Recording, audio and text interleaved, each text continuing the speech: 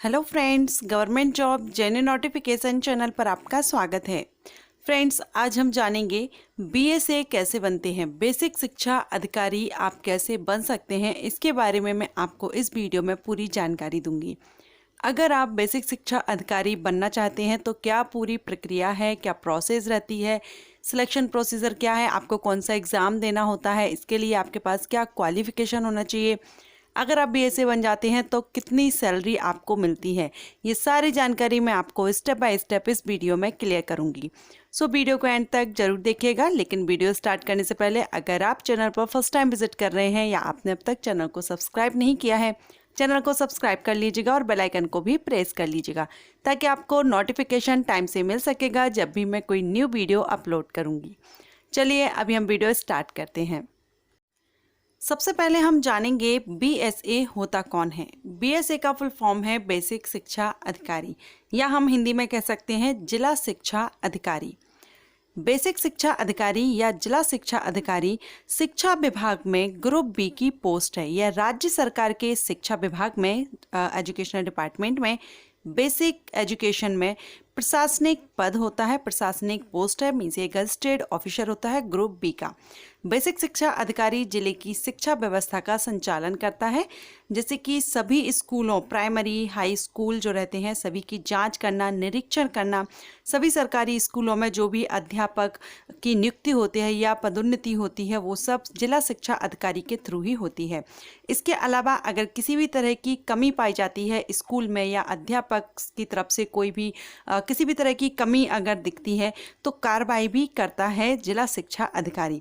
सो जिला शिक्षा अधिकारी पूरी तरह से जिला लेवल पर राज्य सरकार के अंतर्गत ये जिला लेवल पर रहता है। डिस्ट्रिक्ट लेवल पर एक प्रशासनिक अधिकारी है जो शिक्षा से जुड़े हुए सारे कामों को देखता है। प्रशासनिक जो भी रूल्स रहते हैं उसके अकॉर्डिंग सभी स्कूलों का, जो भी प्राइवेट या गवर्नमेंट जितने भी स्कूल्स हैं सभी का निरीक्षण करना, साथ में गवर्नमेंट स्कूल में जो भी अध्यापक नियुक्ति होती है, भर्ती की जाती है, वो सभी जिला शिक्षा अधिकारी के देखरेख में ही की जाती है।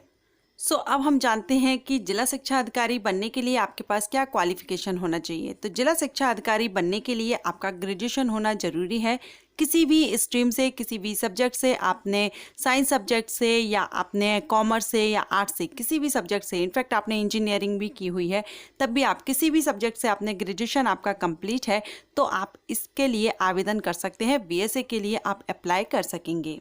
ये तो थी क्वालिफिकेशन की बात। आपकी मिनिमम क्वालिफिकेशन ग्रेजुएशन आपका होना चाहिए, किसी भी स्ट्रीम से आप इसके लिए आवेदन कर सकते हैं। अब हम देखते हैं एज लिमिट आपकी क्या होनी चाहिए। तो जनरल कैटेगरीज के लिए अगर हम देखें तो मिनिमम जो एज है वो 21 साल है। आफ्टर ग्रेजुएशन आप इसमें आवेदन कर रहे हैं इसलिए आपका मिनिमम एज 21 साल रहेगी और मैक्सिमम 40 साल 40 ईयर, 21 to 40 ईयर ये जनरल कैटेगरीज के लिए है। लेकिन अगर आप रिजर्व कैटेगरीज को बिलोंग करते हैं, SC ST या OBC कैंडिडेट हैं, तब आपको स्टेट जहां से भी आप इसमें आवेदन कर रहे हैं उस स्टेट गवर्नमेंट रूल्स के अकॉर्डिंग आपको रिलैक्सेशन इसमें दिया जाएगा। अब हम जानेंगे कि अगर आप बीएसए बेसिक शिक्षा अधिकारी बनना चाहते हैं तो आपको कौन सा एग्ज़ाम देना होगा, किस तरह से इसका प्रोसीजर रहता है, सिलेक्शन प्रोसीजर क्या रहता है। तो सबसे पहले हम देख लेते हैं इसके लिए आपको कौन सा एग्ज़ाम देना होगा। अगर आप बेसिक शिक्षा अधिकारी बनना चाहते हैं, जिला शिक्षा अधिकारी बनना चाहते हैं, तो ये राज्य लोक सेवा आयोग के द्वारा राज्य स्तरीय स्टेट लेवल पर सिविल सेवा परीक्षा का आयोजन किया जाता है। हर साल इसके लिए वैकेंसीज आती हैं, आप इसमें आवेदन कर सकते हैं अगर आप ग्रेजुएट हैं। इसकी जैसे ही जो भी आप स्टेट से बिलोंग करते हैं वहाँ की जो भी लोक सेवा आयोग है वहाँ से वैकेंसीज इसके लिए निकलती हैं, आवेदन आमंत्रित किए जाते हैं, आप इसमें अप्लाई कर सकते हैं। साथ ही फ्रेंड्स मैं आपको बता दूं जो एज लिमिट रखी गई है वो आपकी 1 जुलाई के बेस पर देखी जाती है। 1 जुलाई को आपकी मिनिमम 21 एंड मैक्सिमम 40 ईयर ये जनरल कैटेगरीज के लिए होना चाहिए।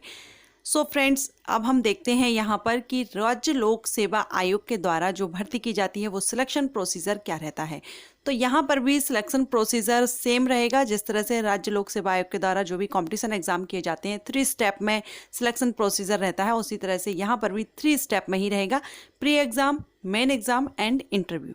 प्री एग्जाम क्लियर करने के बाद आपको मेन एग्जाम देना होगा एंड मेन एग्जाम के बाद इंटरव्यू होता है और उसके बाद आप पोस्टेड किए जाते हैं।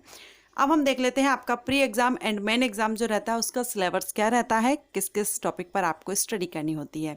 सो यहाँ पर प्री एंड मेन एग्ज़ाम में आपसे जनरल नॉलेज से क्वेश्चन किए जाते हैं, general Hindi and general English से क्वेश्चन किए जाते हैं।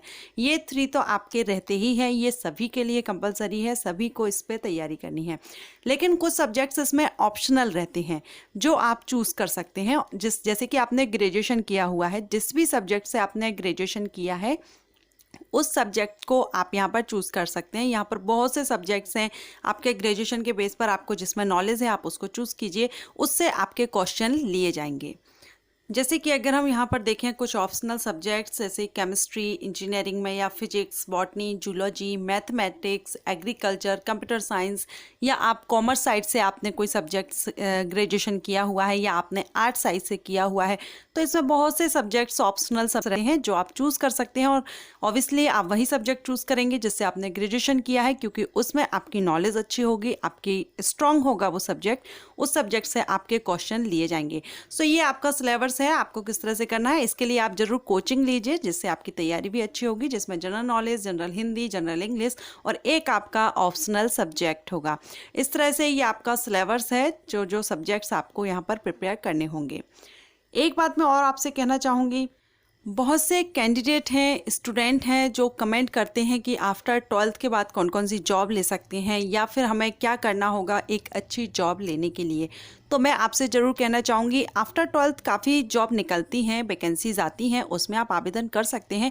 लेकिन अगर आप ग्रेजुएशन कर लेते हैं, आपको मैं ग्रेजुएशन बोलूँगी, अगर आप किसी भी कंडीशन में अगर आप नहीं कर पा रहे हैं, जैसे कि आपका फ़ीस पे नहीं कर पा रहे हैं, तो ज़रूरी नहीं है कोई आप प्रोफेशनल कोर्स कीजिए।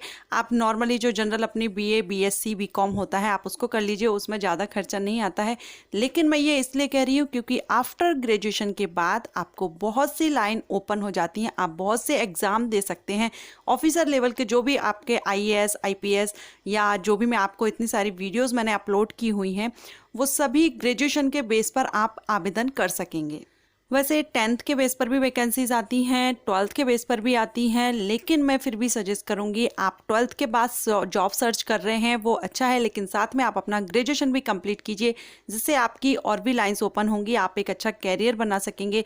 आप 12th के बेस पर तो अप्लाई कर ही सकेंगे, साथ में आप ग्रेजुएशन के बेस पर भी जो वैकेंसीज आती हैं उसमें भी आप आवेदन कर सकेंगे। सो चलिए अब हम देखते हैं बीएसए के लिए सैलरी क्या रहती है। बेसिक शिक्षा अधिकारी की अगर हम सैलरी देखें तो 6 पे कमीशन के अकॉर्डिंग अगर हम देखें तो 15,600 से 3900 प्लस ग्रेड पे 5400 रहता है, और इसके साथ ही आपको डीए एंड एचआरए जो भी अलाउंसेज रहती हैं वो भी इसमें दिए जाते हैं। सो सैलरी अच्छी खासी है, प्रशासनिक पोस्ट रहती है, ग्रुप बी की पोस्ट है, सो यहाँ पर सैलरी आपको अच्छी खासी दी जाएगी। सो फ्रेंड्स, ये थी जानकारी बीएसए बेसिक शिक्षा अधिकारी बनने के बारे में। अगर आप बीएसए बनना चाहते हैं, जिला शिक्षा अधिकारी बनना चाहते हैं, तो क्या पूरी प्रोसेस है, किस तरह से आपका सिलेक्शन प्रोसीजर रहेगा, सिलेबस क्या रहेगा, एज लिमिट क्या है, सारी जानकारी मैंने आपको स्टेप बाय स्टेप क्लियर की है और कोशिश की है कि आपको ये अच्छे से एक्सप्लेन कर सकूं। अगर आपको वीडियो पसंद आया हो तो वीडियो को लाइक कर लीजिएगा, चैनल को सब्सक्राइब करके बेल आइकन को भी प्रेस कर लीजिएगा ताकि नोटिफिकेशन टाइम से मिल